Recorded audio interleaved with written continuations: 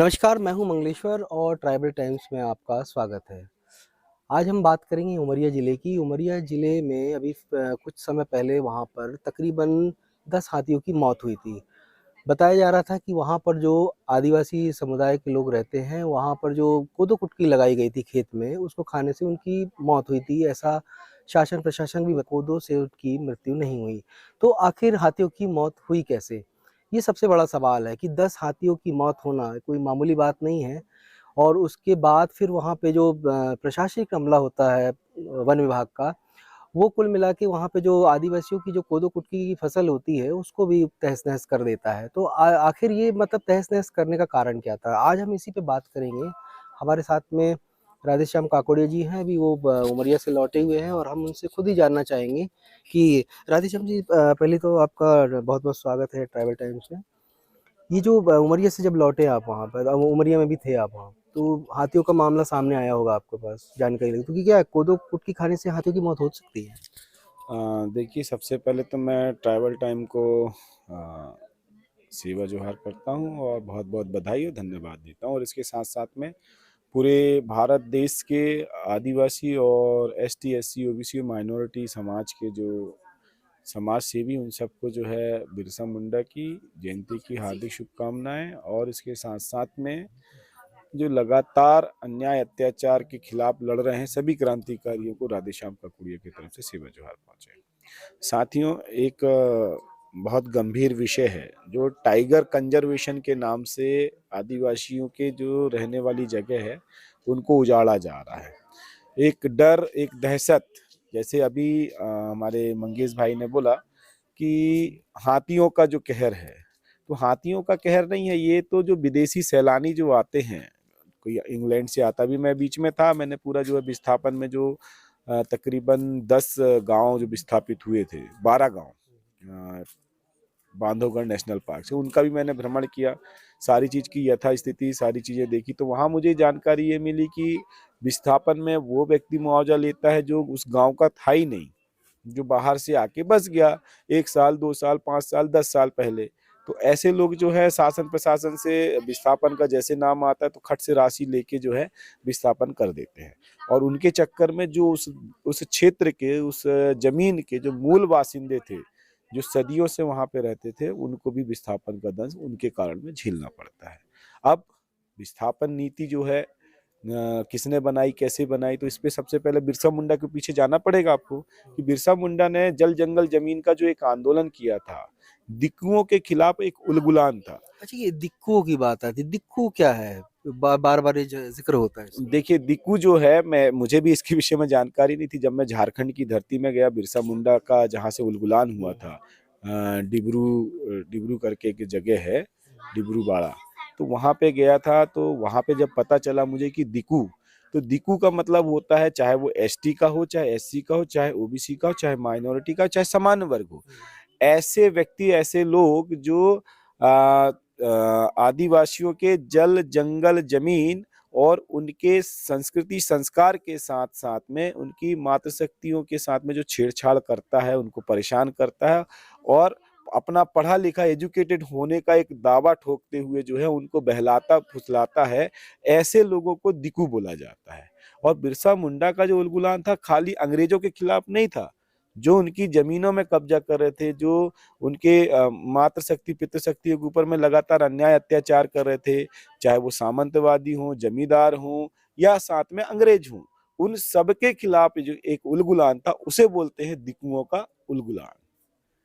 और मैं अभी, जैसे आपने कोदो तो नहीं, कुटकी की जैसे वो बात आप की। बता रहे कि आदिवासियों के मतलब जो वहाँ पे रहते दूसरे लोग कब्ज़ा कर लेते या जो पहुँचते हैं उनको डीकू बोला जाता है। हाँ, तो दिक्कू ये वो दिक्कू डीकू अभी भी हैं या फिर भगा दिए गए?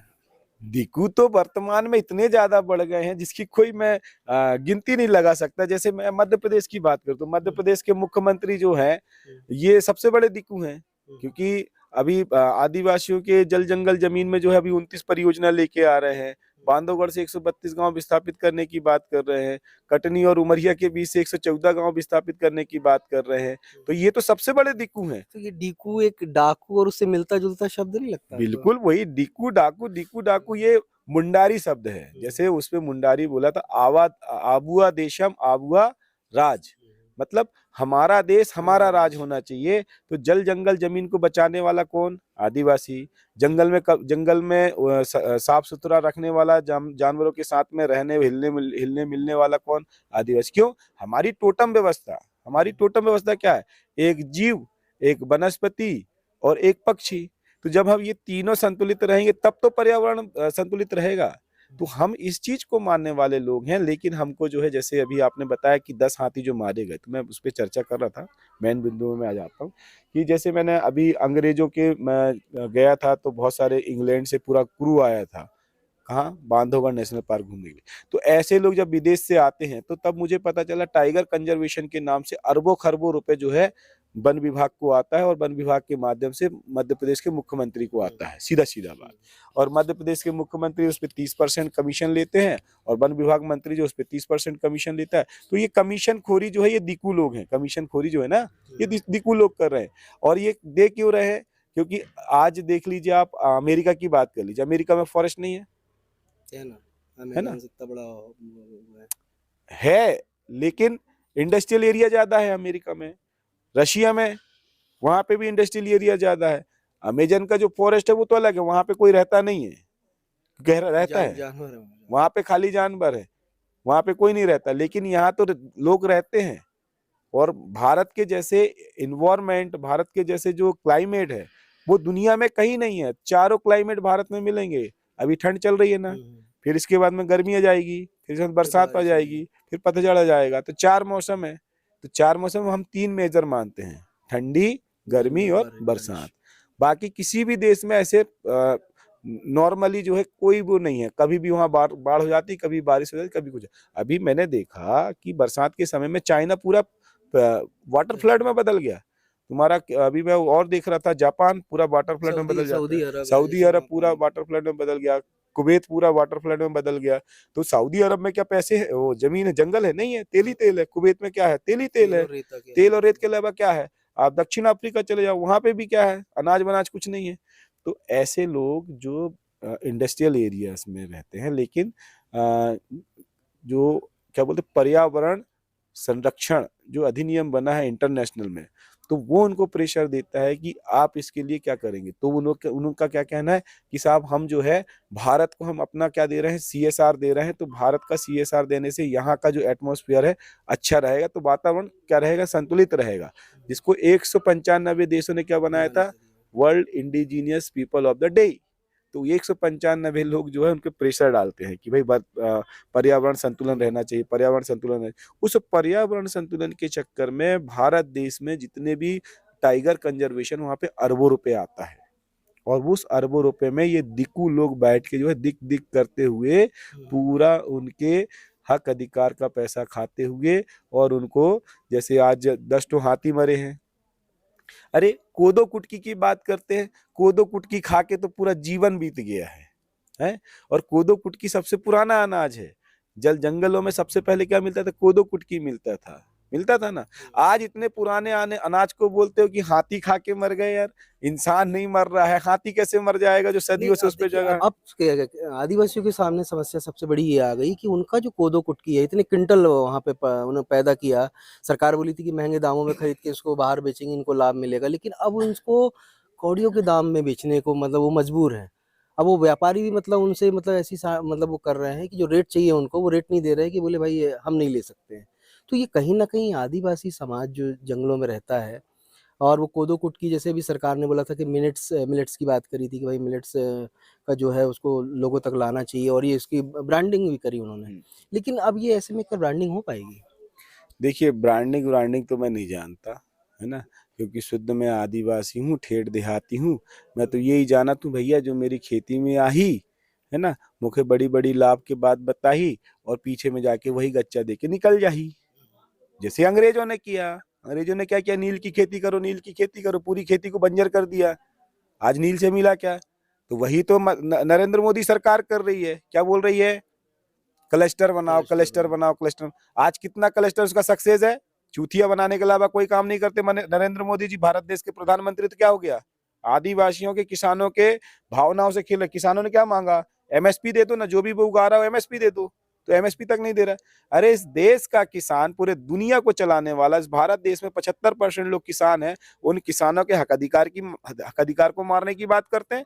आप बताओ, 10,000 रुपए इनको किसान सम्मान निधि दे रहा है, और हमारे किसान भी सबसे बड़े मूर्ख है, मैं तो सीधा मूर्ख बोल रहा हूँ, चाहे उनको क्लेम करना जो भी करना राधेश्याम का ग्रुप में कर दे, सबसे बड़े मूर्ख है हमारे देश के किसान।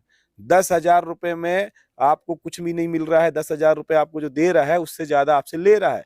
जो यूरिया डीएपी पहले 150 में मिलता था, वही यूरिया डीएपी को आज 500-600 रुपए में ले रहा है, और डीएपी को जो पहले 600 में मिलता था, आज वही डीएपी को 1600 रुपए में ले रहा है। तो तुम्हारी जेब से 1,000 रुपए निकाल रहा हो और तुमको 2 रुपए दे रहा है, तो तुम बड़ा खुश हो रहे हो कि किसान सम्मान निधि मिल रहा है, किसान सम्मान निधि बोर्ड दे रहा है। अरे तो इसका बाप कमाने गया था क्या नरेंद्र मोदी कमाने गया था क्या कहीं? हम किसान लोग टैक्स देते हैं, हम देश के मजदूर, हम देश के गरीब लोग टैक्स देते हैं। उस जीएसटी के पैसे को जो है इन लोग फिजूल में व्यापारियों को देके, बड़े बड़े उद्योगपतियों अडानी अंबानी को देके जो है पूरे देश को लूटने का काम कर रहे हैं। तो मैं आज आपके माध्यम से एक ही संदेश देना चाहूंगा, जागो मेरे देश के वासियों, और जो आप टैक्स दे रहे हो उन विधायक सांसदों से उन टैक्स के पैसे का एक एक हिसाब लीजिए, और अपने क्षेत्रीय विधायकों से जो है सामाजिक सोशल ऑडिट करते हुए रिपोर्ट कार्ड लीजिए, तब समझ में आएगा कि उनका क्या विकास किया और क्या विकास नहीं किया। अच्छा, आदिवासी समाज एक बड़े नेता के रूप में आपको मानता है और उभर भी रहे हो आप, तो सितारा हो आप। लेकिन अब ये जो सवाल ये आया, हाथियों की मौत होती है, उसके बाद फिर कोदो कुटकी की बात होती है। अब वो कोदो कुटकी खरीद नहीं रहे हैं, तो अब आदिवासी नाराज़ हैं। अब उनकी नाराज़गी को मतलब सरकार समझ पा रही, नहीं समझ पा रही। लेकिन आप तो वहाँ काफ़ी समय से रहे हैं, काफ़ी आंदोलन भी किया है मानपुर से लेके उमरिया तक। तो अब आप उनका कैसे मतलब किस तरीके से उनकी बात सरकार तक पहुँचाएँगे? देखिए, मुझे मालूम है सरकार अंधी और बहरी और गूंगी है, ठीक है। ये आदिवासियों को लूटने के अलावा कोई काम नहीं कर रहा, और आदिवासी भी क्या है, बहरे हैं, गूंगे हैं, और ये लाचार हैं, भिखारी बन गए। जो मालिक था ना वो भिखारी बन गया है। बिरसा मुंडा ने क्या बोला था, आबुआ देशम आबुआ राज। अरे हमारा देश है तो हमारा राज होना चाहिए। तो जमीन से, उनकी जमीन से कोयला निकल रहा है, तो वहां पे वो मालिक क्यों नहीं बनते हैं? भिखारी बन के जो है 20 लाख 30 लाख रुपए लेके निकल जाते हैं। तो इनसे बड़ा मूर्ख कौन है आदिवासियों से? मैं बोल रहा हूं ना भाई। जब आपको सुप्रीम कोर्ट का जजमेंट बोल दिया 1997 में, समता जजमेंट बोलता है कि जिसकी जमीन उसका खनिज, 22.5% गिव द रॉयल्टीज। तो 22.5% मतलब कितना होता है? यदि 100 करोड़ रुपए यदि कंपनी कमा रही, तो 22.5 करोड़ रुपए किसको देगी? उस जमीन के मालिक को। तो कभी क्या इन्होंने हिसाब मांगा? इनको तो दारू पीने से फुर्सत नहीं ये तो मिलती है। अवेयरनेस नहीं, पढ़े लिखे नहीं है, अशिक्षित हैं। अभी भी आप शिक्षा का स्तर तो देख जानते हैं ना कि क्या है, तो वो कैसे समझेंगे वो? कौन बोलता है तो ये अशिक्षित हमारे है? लोगों को जो पढ़े लिखे हैं, और ये भी तो आपका भी तो फर्ज बनता है ना उनको बताना। कौन बोलता है अशिक्षित है? किसने बोला अशिक्षित है? आदिवासी समाज आज भी अशिक्षित है। वो आप और हम बोलते हैं। गवर्नमेंट का डाटा उठा लीजिए, आदिवासी समाज आज भी शिक्षित है ना? गवर्नमेंट का डाटा बोलता है। इसीलिए तो ये 8वीं के बाद में प्रमोशन में पास कर रहे हैं ना, कि इनको जो इंटरनेशनल में जो इनको आदिवासियों के नाम से करोड़ों अरबों रुपए जो आईएमएफ से लेते हैं, इंडियन फॉरेन फंड से जो लेते हैं, वर्ल्ड बैंक से लेते हैं, वो पैसा कहाँ से मिलेगा? तो इनको दिखाते हैं, वो 8वीं पास कर दिए। अभी वो चल रहा है ना, रुक जाना नहीं है। यहाँ पे नी तुम महल बना लो और नीचे में जो है कच्चा कच्चा मटेरियल डाल दो, तो आने वाले 5 साल में पूरा महल गिर जाएगा। जैसे यहाँ पे हमारा ये, जहाँ पे आज बैठे जो मेरा गांव है, इसके बगल में एक तिलवारा पुल है। अभी बरसात में बन के तैयार हुआ नहीं, गंगा जी का एक झकोरा आया, पूरा ढह के टूट गया। तो वैसे ही आदिवासियों के लिए जितनी भी विकास नींव बना रही है वो सरकार वैसे ही काम कर रही है। कोई भी विकास नहीं। आज ये बताओ कि शिक्षा के नाम से अभी सीएम राइज स्कूल आया है ना, एक क्या बोल दिया, एक संकुल एक केंद्र एक संकुल। मतलब जो छोटे छोटे गांव में स्कूल थे, उन स्कूलों को क्या कर दिया इन्होंने? एक कर दिया। अरे भाई, एक करने की क्या जरूरत है? वहीं पे तुम एक प्राइवेट स्कूल को भी परमिशन दे रहे हो, और वहीं पे तुम बोल रहे हो कि हम ऐसा स्कूल बना रहे। सबसे पहले एजुकेशन का प्राइवेटाइजेशन बंद होना चाहिए, हेल्थ का प्राइवेटाइजेशन बंद होना चाहिए, ठीक है। और जितने भी रोजगार के साधन, उस पे कॉन्ट्रैक्ट बेस्ड बंद होने चाहिए। No contract based, only for give the governments, because we are the governments. हम गवर्नमेंट्स हैं, हम जनता टैक्स देते, तब जाके विधायक सांसद को दौड़ने भागने के लिए हवाई जहाज हेलीकॉप्टर मिलती है। ये क्या बता रहे हैं? हमारे पैसों को लूटने के लिए ये तरह तरह की योजना बना के और इतना घोटाला करते हैं। अभी नरेंद्र मोदी जी, ये गांव आप घूम रहे हैं ना, मेरा गांव, यहाँ पे किसी भी घर में टॉयलेट नहीं है, तो इनका स्वच्छ भारत अभियान कहाँ गया? पैसे कहाँ गए इनके? अभी यहाँ पे जो इन्होंने नल जल योजना बनाई है, कहाँ पे नल जल योजना स्वच्छ मिल रही है? पूछना जरा। इस पे कितना अडानी अंबानी को, पूरे गुजरात वालों को तो इनका पाइप बिक गया, इनके नल बिक गए, है ना, इनका बिजली बिक गया। तुम्हारा टॉयलेट की जगह में इनका सीमेंट बेच रहे हैं, रेत बेच रहे हैं, गिट्टी बेच रहे हैं, और क्या बोलते हैं, छड़ बेच रहे हैं, लोहा बेच रहे हैं। तो पूरा नरेंद्र मोदी सरकार को यदि आप अच्छे से, यदि मेरे चश्मे से देखोगे ना, यदि आपने बोला कि ट्राइबल का मैं बड़ा उभरता हुआ नेता हूं, मैं बड़ा उभरता हुआ नेता नहीं, मैं एक जन क्रांतिकारी हूं, और क्रांति करता हूं। ये क्रांति इसीलिए करता हूं कि जागो मेरे देश के वासियों, बहुत सोने का वक्त खत्म हो गया। क्योंकि अब हम क्या है, आदिवासी से क्या हो गए, वनवासी हो गए हैं। और जो भाजपा सरकार है वो आरएसएस के सारे में चलती हुई अब हमको सीधा क्या बना रही है, नर्कवासी बना रही, स्वर्गवासी बना रही। तो आप खुद समझ जाओ कि आपको स्वर्गवासी बनना है कि आपको बिरसा, टंटिया और शंकर शाह की विरासत को बचाना है। अच्छा, ये जो हाथियों की मौत के बाद भी जो कोदो कुटकी वाला अभी समस्या खड़ी हुई है किसानों के सामने, आदिवासी, तो अभी क्या आप इस पे कुछ आंदोलन करेंगे या फिर कुछ प्लानिंग की है इसमें? नहीं, देखिए अभी तो जैसे मैं, क्योंकि अभी मेरी माता जी एक्सपायर हो गई थी, तो मैं उस पे थोड़ा, हमारा जो रूढ़ी प्रथा के तहत जो होता है हमारा, है ना, छोटा काम बड़ा काम, अभी मैं उसको कंप्लीट करके जो है फिर मैं अपने विधानसभा क्षेत्र जाऊंगा, और वहां पे मैं बोलूंगा कि सभी किसानों से बोलूंगा कि अब आपको व्यापारियों के सहारे नहीं रहना है, हमको किसी को अनाज नहीं देना, हम कोदो फुटकी खा के जो हम 2 साल 3 साल काट लेंगे, लेकिन जो फ्री का जो गवर्नमेंट दे रही है ना, सबको लात मार के अलग कर दो, कोई टैक्स नहीं देना, कोई जीएसटी नहीं देना है। हम अनाज विनिमय करेंगे, पैसे को भी हम जला के फेंक देंगे। जब हमारी फसल को उठा के फेंक सकते हैं तो हम पैसे को भी जला के फेंक देंगे। और हम एक और क्रांति चालू करेंगे कि जो हमारा बांधवगढ़ नेशनल पार्क है, वहां पे एक भी टूरिस्ट आएगा नहीं, और जितने भी रिसोर्ट बने सभी रिसोर्टों में बोलूंगा इसको कब्जा करो। हमारे जो 12 गांव टूटे, 12 गांव के लोगों को इस पे कब्जा करो और सबको गांड में लात मार के भगाओ। शब्द है। अच्छा, अरे ये जो शब्द नहीं है, ये कोई गलत बात नहीं है। जब उनके लोग बोल सकते हैं कि एसटी एससी ओबीसी मुर्दाबाद मुर्दाबाद, तो मैं इस शब्द को बोलता हूं तो मैं बुरा नहीं हूं, क्योंकि इन्होंने मजबूर कर दिया है कि हमको रोने के लिए, हमको हमारा घर तोड़ दिया, हमारी फसल तोड़ दी। अभी तो मैं ऐसी ऐसी गाली भी दे सकता हूँ, नरेंद्र मोदी के कान से जो है खून बहने लगेगा। आदिवासी को कम समझता हूँ, गैया ढोर चराने जाते हैं तो हम एक से एक गाली देके जो है गैया ढोर को संभाल लेते। तो ऐसा वक्त आएगा तो हम नरेंद्र मोदी को भी संभाल लेंगे। अपने आप को ज्यादा होशियार इंटेलिजेंट ना समझे। वोट देने वाले हम हैं, विधायक बनाने वाले हम हैं, और हमारे विकास के लिए पैसा देने वाले भी हम हैं। हमारे विकास के पैसे से चोरी करना बंद करे। जैसे मैंने अभी रिलायंस को बोला था ना, आपने ही जी हाँ। इंटरव्यू लिया था, मैंने रिलायंस के विषय में बोला था, तो अभी वो वक्त भी आ रहा है जो भारत देश में भारतीय जनता पार्टी की सरकार 2G स्पेक्ट्रम घोटाले के नाम से सत्ता में आई, महंगाई के नाम से सत्ता में आई, पेट्रोल डीजल की महंगाई के नाम से सत्ता में आई, गैस के नाम से सत्ता में आई, वही वही जो है बीजेपी सरकार महंगाई के चरम सीमा को तोड़ दी है। दूसरा चीज, वही बीजेपी सरकार आज 5G स्पेक्ट्रम कर रही है, 5G घोटाला हो रहा है। मेरे मोबाइल में साला 2G नेटवर्क दिखाता है, 4G नेटवर्क दिखा रहा है, 3G नेटवर्क दिखा रहा है, कहाँ गया 5G नेटवर्क? बैलेंस तो मेरा 5G का डाला है, डाटा तो मेरा 5G का डाला है, तो चूतिया बनाने के अलावा और क्या काम कर रहे हैं? तो ऐसे लोगों को गाली नहीं पड़ेगी तो क्या पड़ेगा? फूल की माला पहनाऊं मैं इनको? है, जनता जरा थोड़ा जाग तो जाए, फिर क्षेत्र में घुस के दिखाए, फिर बताता हूँ मैं। खास करके आदिवासियों की बात मैं करता हूँ, बाकी लोगों की बात नहीं करता, है ना, क्योंकि आदिवासियों ने अपना खून बहाया है, बिरसा मुंडा ने अपना खून बहाया है, टंटिया मामा ने अपना खून बहाया है, शंकर शाह कुंवर रघुनाथ शाह ने अपना खून बहाया है। और चाहे कांग्रेस की बात करूं, चाहे बीजेपी की बात करूं, 1972 में आपको शायद जानकारी होगी कि एक सीलिंग एक्ट लेके आया था, है ना, जब आदिवासी की जमीन को ना सरकार ले सकती है ना गैर आदिवासी ले सकता है। बिरसा मुंडा ने 1894 में लैंड एग्जीबिशन एक्ट बनाया था। अनपढ़ है क्या इन लोग? मैं पूछना चाहता हूँ, नरेंद्र मोदी अनपढ़ है क्या? क्या बड़े बड़े जो जज बैठते वो अनपढ़ हैं क्या? है, उनके जजमेंट को भी दरकिनार करते हैं।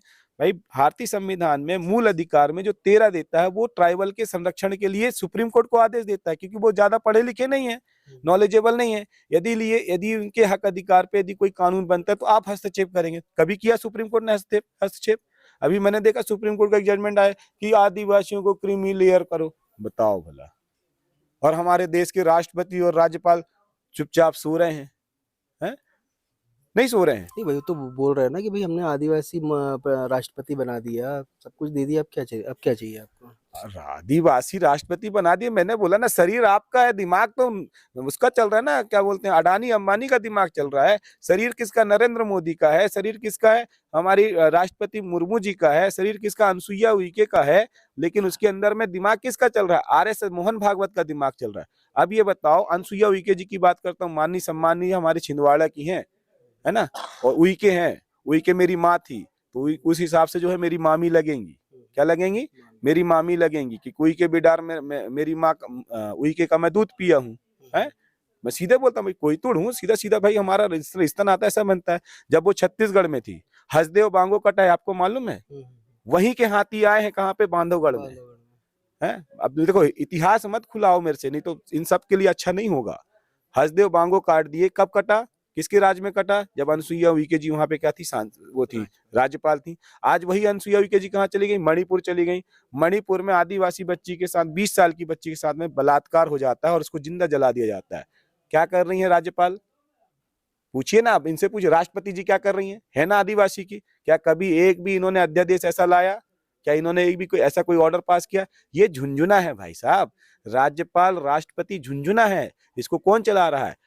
प्रधानमंत्री चला रहा है। प्रधानमंत्री, अभी कितने सारे लोग जो किसान जो है आंदोलन में बैठे दिल्ली में, 700 किसान पहले मर चुके थे। क्या मांग रहे? कुछ थोड़ा मांग रहे।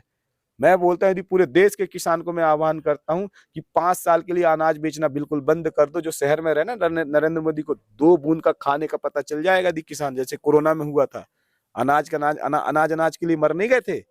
यदि किसान अनाज बेचना बंद कर दे और गांव में अपना अनाज विनिमय कर दे। इसीलिए राधेश्याम का कोड़िया बोलता है, शहर स्मार्ट बनने की जरूरत नहीं है, गांव को स्मार्ट बनना चाहिए। जिस दिन गांव स्मार्ट हो जाएगा तब समझ में जाएगा। अभी एजुकेशन की बात आपने बोला था, तो एजुकेशन में मैं, मेरे परिवार में बहुत सारे टीचर हैं, शिक्षक हैं। मैं उनसे पूछा कि एजुकेशन कैसा चल रहा है, तो उन्होंने बोले कि क्या बताएं बेटा, बोले कि हमको इतना सारा काम दे दिया, हम पढ़ाएं कम और ज्यादा उस पर मोबाइल में घुसे रहते हैं। कहीं ये है, कहीं इसकी ट्रेनिंग, उसकी ट्रेनिंग, ये ट्रेनिंग। तो बच्चों के भविष्य के साथ में तुम खिलवाड़ कर रहे हो, काय का एजुकेटेड कर रहे हो। तो वही तो मैंने बोला ना, कहाँ अशिक्षित है ना, अशिक्षा अभी भी है। अशिक्षा नहीं बोल सकते इनको। सारे 8वीं पास हमारे गांव के सब लोग जो है, वो कौन सा एक तो रात में वो चलता था ना, कौन सा, क्यों भैया, कौन सा एक तो स्कीम चलती थी ना, रात रात में पढ़ाते थे बुजुर्गों को, कौन सा स्कीम था वो? प्रौढ़ शिक्षा वाला था ना।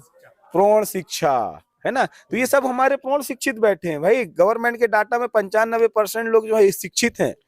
तो कहाँ शिक्षा है? मैंने बताया ना, गवर्नमेंट का डाटा उठाओ, सब शिक्षित।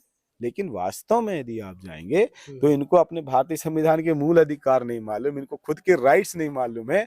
एक तो कानून का डंडा पड़ता है तो इधर उधर भागते। यदि पुलिस वाला वर्दी वाला आ गया ना, तो कोई यहाँ पे आदिवासी दिख रहा है 20-25 मकान, एक भी नहीं दिखेगा। और कोई हवलदार ने बोले ऐसे करके डंडा ठोका, तो कोई सामने नहीं आया, क्योंकि इनको अधिकार ही नहीं पता है। तो ये संविधान भी आपको लगता नहीं कि बताना चाहिए, खास तौर पे आदिवासी समुदाय के लोग, बताना तो सभी को चाहिए, भारत का हर नागरिक का अधिकार बनता है। तो आपको नहीं लगता कि संविधान, अब जैसे आप जैसे पढ़े लिखे हैं, आप तो यूपीएससी भी फाइट किए हुए हैं, तो आपका भी तो फर्ज बनता है इनको संविधान के बारे में, कानून के बारे में बताना। देखिए, मैं लगातार जो है संविधान की बात को कर रहा हूँ, लगातार हमारी जो पारंपरिक सांस्कृतिक व्यवस्था उनके विषय में बात कर रहा हूँ और उसी में जीने का प्रयास भी कर रहा हूँ। दूसरी चीज़ ये है कि देखिए, हमने सरकार क्यों बनाई? क्योंकि सरकार हमारे शिक्षा, स्वास्थ्य और रोजगार की व्यवस्था करे। हमने सरकार से कभी नहीं बोला था कि हमको फ्री में बिजली चाहिए, हमको फ्री में पानी चाहिए, हमको फ्री में अनाज चाहिए, हमको फ्री में, फ्री की बात आज तक इस देश के लोकतंत्र में किसी ने नहीं बोला है। लेकिन इनको सरकार बनानी रहती है, विधायक जिताना रहता है, तो लाडली बहना योजना, लाडली लक्ष्मी योजना। क्यों भाई? इसके जगह में आप संविधान जागरूकता की बात नहीं कर सकते? हम बोलते हैं यदि आपको चुनाव जीतना है तो इतना पैसा खर्चा करने की क्या जरूरत है? अभी मैं झारखंड गया था, आपको बता दूं मैं, एक एक रैली का, विश्वास नहीं करेंगे, 50 करोड़ रुपए खाली नरेंद्र मोदी प्रधानमंत्री का आने का होता है। मैं पूछना चाहता हूं आपके माध्यम से कि इलेक्शन कमीशन कहाँ गया? जब वहां पे आचार संहिता लगी तो कौन सा नरेंद्र मोदी प्रधानमंत्री बन गया? भाई वहां पे तो सारे पद खत्म हो जाते हैं। तो पार्टी के कौन से पद में है नरेंद्र मोदी? मेरे को बताएं जरा। आज तक बीजेपी ने नहीं बताई कि नरेंद्र मोदी जी पार्टी के इस पदाधिकारी हैं। वो तो प्रधानमंत्री का प्रचार करते हैं। तो जनता का पैसा जा रहा है ना प्रचार में, तो कहाँ गई इलेक्शन कमीशन? ये प्रश्न नहीं आता क्या? क्यों नहीं आती? है? अब इस समय में इलेक्शन कमीशन को जवाब देना चाहिए ना, इलेक्शन कमीशन को खड़ा होना चाहिए। अब गृह मंत्री प्रचार प्रसार में आता है। अरे भाई, जब वहां पे आचार संहिता लगी हुई है तो गृह मंत्री कैसे प्रचार प्रसार में आ सकता है? लेकिन पूरा खर्चा कौन उठाएगा? भारत सरकार उठाएगी, है ना। पूरा खर्चा कौन उठाएगा? कलेक्टर उठाएंगे। और सारे के सारे कलेक्टर भी बिके हुए हैं, ईवीएम से खिलवाड़ करते हैं। अरे हम बोलते हैं कि आपने कितने ईवीएम लेके आए, स्टॉक रूम में कितने ईवीएम रखे हैं? तुम भाई प्रत्याशी को दो ना, बताओ ना कि भाई हमने जो 100 ईवीएम लेके आए, 100 ईवीएम में 10 ईवीएम खराब हैं और स्टॉक रूम में एक भी ईवीएम नहीं है। खराब वाले ईवीएम भी वहीं रख देते हैं और जो ये वोटिंग के बाद में जो स्टॉक रूम में रखते हैं, स्टॉक रूम को भी मिक्स कर देते हैं। तभी तो घोटाला हो रहा है। अंधेर नगरी चौपट राजा टके शेर भाजी टके शेर खाजा, सीधी सीधी बात है। आजा भैया, हमारा वोट हमने डाला किस पे और वोट गया किस पे, किसी को नहीं पता। उनके पास में रेशो है, क्या है? रेशो है। आज जापान की टेक्नोलॉजी, जापान में ईवीएम से चुनाव नहीं हो रहा है और ये हमारे लोग बोलते हैं कि समय बचा रहे। काय का समय बचा रहे हैं? देश के विश्वास के, देश की जनता के, मतदाताओं के विश्वास के साथ में सीधा सीधा खिलवाड़ हो रहा है और खास करके आदिवासियों के साथ में खिलवाड़ हो रहा है। और दूसरा, मैं एक बात आपके सीधा सीधा बोल देना चाहता हूँ, यदि आप पूरा का पूरा यदि इस इंटरव्यू के यदि आप चला दिए तो देखना भारतीय जनता पार्टी की नींव हिल जाएगी। सबसे पहले मैं सुप्रीम कोर्ट को और इस देश के न्याय व्यवस्था को मैं निवेदन करता हूं पूरे आदिवासियों की तरफ से, पूरे देशवासियों की तरफ से, कि आप संविधान में जो हो रहे लगातार हस्तक्षेप पे आवाज उठाइए।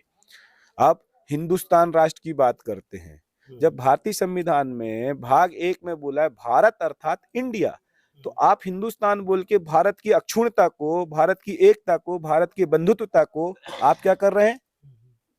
आहत पहुंचा रहे हैं। तो आपके ऊपर में रासुका लगनी चाहिए। जो भी हिंदुस्तान बोलता है उसके ऊपर में रासुका लगनी चाहिए। जब इस देश का नाम भारतीय संविधान सीधा सीधा इतने महापुरुषों ने लिख दिया है, भारत अर्थात इंडिया, तो आपको भारत बोलने में क्या हो रहा है? इंडिया बोलने में क्या हो रहा है? हिंदुस्तान बोलने से दो चीजें कंट्रोवर्सी पैदा होती हैं। हिंदू और मुस्लिम की लड़ाई होती है और आदिवासी पिसता है बेचारा, है ना। मुसलमानों को क्या बोलेंगे? आतंकवादी, और आदिवासियों क्या बोलेंगे? नक्सलाइट। लगा दो भाई धारा। तो उनके ऊपर में मैं आग्रह करना चाहूंगा कि उनके ऊपर में ये कार्रवाई होना ही चाहिए। तो अभी जैसे अपन बात कर रहे थे आदिवासी को जो हाथियों की, तो ये हाथियों की मौत आपको क्या लगता है कि ये कोई साजिश है या फिर हादसा है? देखिए, आप इस बात को फिर से बोल रहे हैं। मैंने बताया, सवाल ही हमारा उसी पे डिबेट हो रही है। डिबेट आपने फिर से इस बात को छेड़ दिया। मैंने क्या बताया? अंग्रेजों की डिमांड। आपको नहीं पता कि हाथियों के बड़े बड़े कंगन बनते हैं दांत के, हैं? कैरम का जो स्टाइगर होता है वो हाथियों का बनता है। कंगी जो है हाथियों के दांत की बनती है। और तो और, है ना, ऐसी बहुत सारी शोपीस चीजें हैं जो किससे बनती हैं? हाथियों के दांत की बनती हैं। तो वो तस्करी करने के लिए वन विभाग बना है, वन की रक्षा करने के लिए नहीं। यदि टाइगर कंजर्वेशन है तो टाइगर को रहने दो ना, वहां पे टूरिस्टों को क्यों लेके आ रहे हो? सौदा करने के लिए कि हाँ हमको ये जानवर अच्छा लग रहा है, इसकी खाल चाहिए, तो वो बता देंगे कि हाँ शेर इतने मारे गए। मारता कौन है भाई? आदिवासी तो वहां जाते ही नहीं है, लेकिन फंसाते किसको? आदिवासी को। आदिवासी ने ये शेर मार दिया, आदिवासी ने इस हाथी को मार दिया, आदिवासी की फसल से ये हाथी जो मर गए। तो 10 हाथी मरे हैं, उनके दांत कहाँ है पूछो? 10 हाथी मरे हैं तो उनकी खाल कहाँ है पूछो? यदि वो 10 हाथी मरे तो उनको कहाँ दफनाया गया पूछो? बताएंगे क्या? नहीं, मर गया इतना बताएंगे, लेकिन उनके दांत का क्या किया गया, उनके जो शरीर में जो चमड़ी थी उस चमड़ी का क्या किया गया, उसका रिकॉर्ड कौन देगा? जो शेर मरते उनका दांत कहाँ गया, उनका नाखून कहाँ गए, उनके मूंछ के बाल कहाँ गए, उसका रिकॉर्ड कौन देगा? उसकी चमड़ियां कहाँ गई? हाँ, बोलते कि राजसात कर दिए। वो दिखाते राजसात है, एक ठो शेर का राजसात वाला दिखा दिए और बाकी जितने शेर मरते उनकी खालें बिक रही है, उनके दांत बिक रहे हैं, उनके मूंछ बिक रहे हैं। अब मेरे से बच के रहना, मैं जिस दिन पकड़ लिया, है ना, ये फॉरेस्ट विभाग में मैं घुसता हूँ, जाके देखता हूँ, है ना, जिस दिन मेरे हाथ में ये आ गए तो उसी दिन बिरसा मुंडा का उलगुलान देख लेंगे कि बिरसा मुंडा का उलगुलान क्या होता है। तो जैसे ही काकोड़िया जी बोल रहे हैं कि अगर फॉरेस्ट वाले अगर वहां पर कुछ भी ऐसा करते हैं, वैसे फॉरेस्ट के जो अधिकारी वो इतना सब तो होता नहीं होगा, लेकिन हाँ जैसे काकोड़िया जी बता रहे हैं कि उनको शक या डाउट है अगर ऐसा कुछ होता, तो वो बोल रहे हैं कि अब बिरसा मुंडा का जैसा जो उन्होंने झारखंड में जो उलगुलान किया था वो शायद उमरिया में भी हो सकता है।